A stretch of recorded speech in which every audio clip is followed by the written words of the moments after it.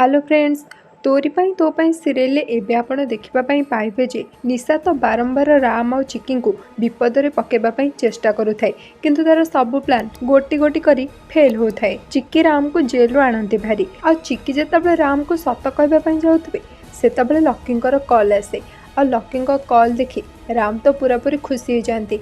तापर से लक्कींक सहित कथा हंती और लक्की भी राम भाई को बहुत मिस करुँच बोली कहती। आमिति राम आ चिक्की जेतेबेले घर को आसुवे सेपटे समस्ते राम आ चिक्कींकर स्वागत पाई बहुत ही खुशी थे।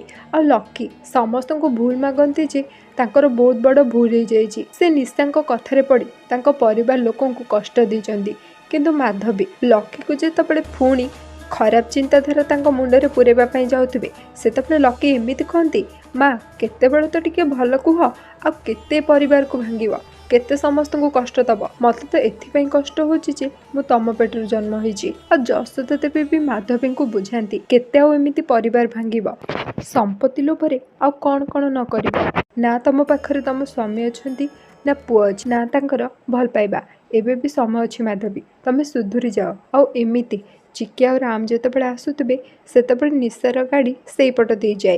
और निशा तो प्लान करिथिबा जे राम और चिक्की को से ता प्लान ने फसे घाईरू तांको गाड़ी को पकेइब, किंतु राम और चिक्की बंची जाती कारण देवी माँ का आशीर्वाद तो सब बड़े राम और चिक्की ऊपर अच्छी। से निशा जेते चेष्टा कले भी केबे भी ता मंद उद्देश्य रे सफल हबनी। राम और चिक्की गाड़ी जेतेबेले जाउथाए सेतेबेले गुंडा माने आसी अटकई दियंती आ सेमानकु गाड़ी रू बाहर को दियंती नहीं और तांको गाड़ी को घाई आड़ को नहीं जाउथांती, किंतु ठीक समय राम आ चिक्की सेठू बाहरी आसती।